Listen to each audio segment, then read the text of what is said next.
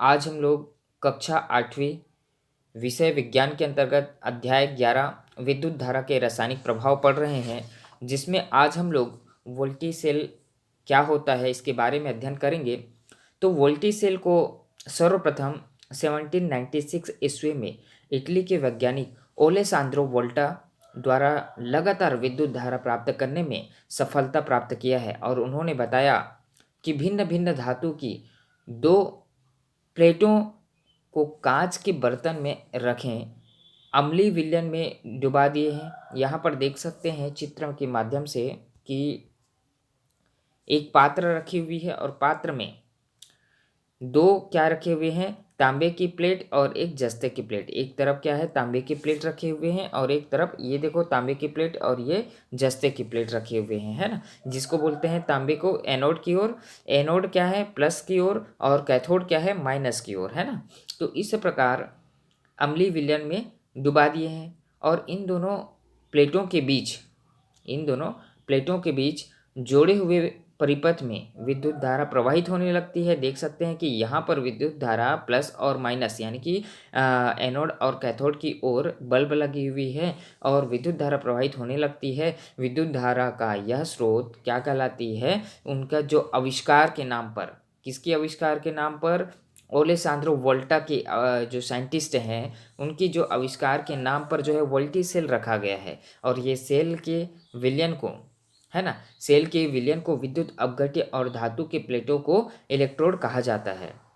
VoLTE cell के anode और cathode किन धातुओं के बने होते हैं, यहाँ पर देखो किन धातुओं के बने होते हैं। एक तो तांबे की प्लेट यहाँ पर दिखाई दे रही, तांबे की प्लेट से एनोड बनाई गई है और जस्ते की प्लेट से कैथोड बनाई गई है। और एक कांच के पात्र रखे हुए हैं और तनु सल्फ्यूरिक अम्ल पात्र में रखे हुए हैं विद्युत अपघट्य प्रवाहित करने के लिए। यहाँ पर जो है बल्ब लगा दिया गया है और बल्ब जैसे जलती तो हमको पता चल जाता है कि यहाँ पर जो है विद्युत धारा प्रवाहित हो रही है। इसी प्रकार शुष्क सेल के बारे में देखें तो शुष्क सेल जो होती है टार्च, ट्रांजिस्टर, रेडियो और कई प्रकार के खिलौनों में उपयोग में आने वाली जो सेल होती है शुष्क सेल होती है। जैसे आप सभी ने घर में यूज़ तो किया ही होगा शुष्क सेल, जो टार्च में लगी होती सेल है, ट्रांजिस्टर है, रेडियो में लगी होती है और कई प्रकार के खिलौने जो होते हैं जो बैटरी के माध्यम से चलते हैं, सेल के माध्यम से चलते हैं, उसी को बोला जाता है शुष्क सेल, है ना।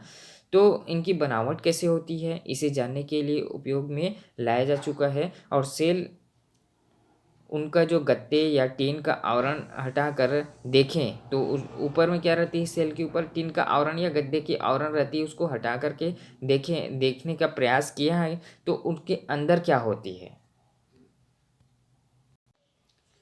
चलिए देखते हैं। यहाँ पर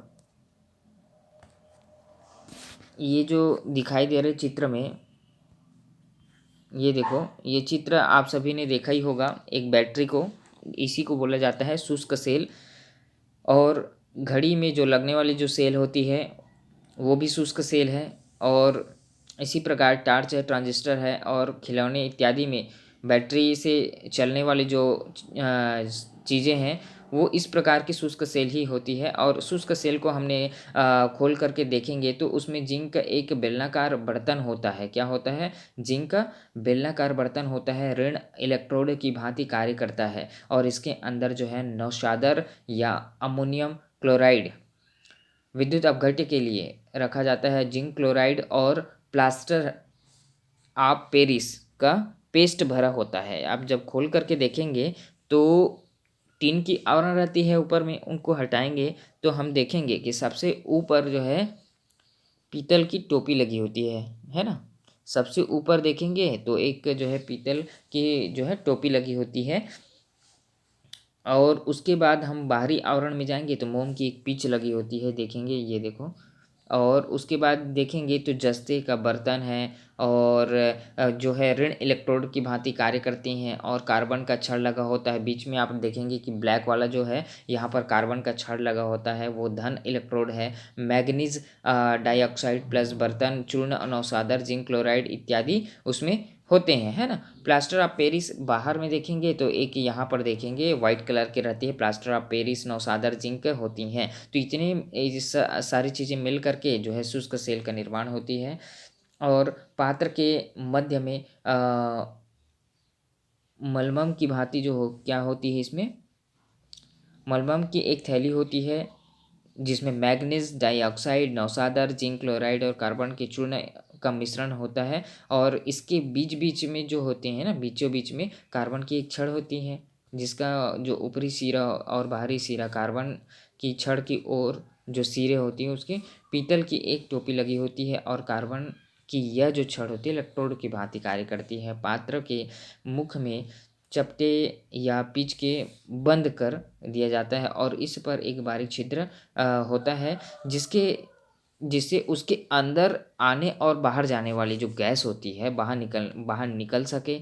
अधिक विद्युत धारा प्राप्त करने के लिए हम दो या दो से अधिक सेलों के श्रेणी में बना लेते हैं, जिसमें से एक सेल जो होती है धन सिरा की ओर और दूसरा ऋण सिरे की ओर जोड़ दिया जाता है। तो सेलों की इस श्रेणी को बैटरी कहते हैं। और इस किसी सेल का संपूर्ण क्रियाकलाप है ना, संपूर्ण क्रियाकार और क्रियाफल में बदल जाता है, तब उसमें से धारा प्राप्त करना संभव नहीं होता है। तो इस सेल की मृत सेल कहा जाता है। जब क्या हो जाती है, क्रियाकलाप उनमें ख़त्म हो जाती है, उसकी क्रियाशील वहाँ से ख़त्म हो जाती है, तो उसके अंदर क्या होती है, धारा प्राप्त करने की क्षमता नहीं होती है, विद्युत धारा।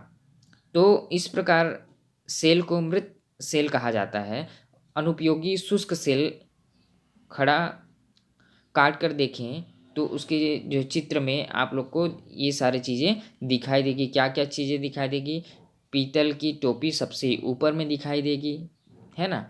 और नीचे जाएंगे तो मोम की पिच, जस्ते का कार्बन का एक इलेक्ट्रोड दिखाई देगा जो ऋण है, और बीचों बीच में जो है ब्लैक कलर की कार्बन की छड़ दिखाई देगी जो धन इलेक्ट्रोड है। मैग्नीज डाइऑक्साइड, कार्बन, नौशादर, जिंक चूर्ण इत्यादि, प्लास्टर ऑफ पेरिस भी दिखाई देंगी। तो एक प्रकार का जो सेल है, शुष्क सेल है, जिसका हमने यूज़ कर चुका है, उसमें जो है पावर सप्लाई कम हो चुका है, तो उसको हम लोग क्या कर सकते हैं, काट करके ये सारी चीज़ें हम लोग देख सकते हैं।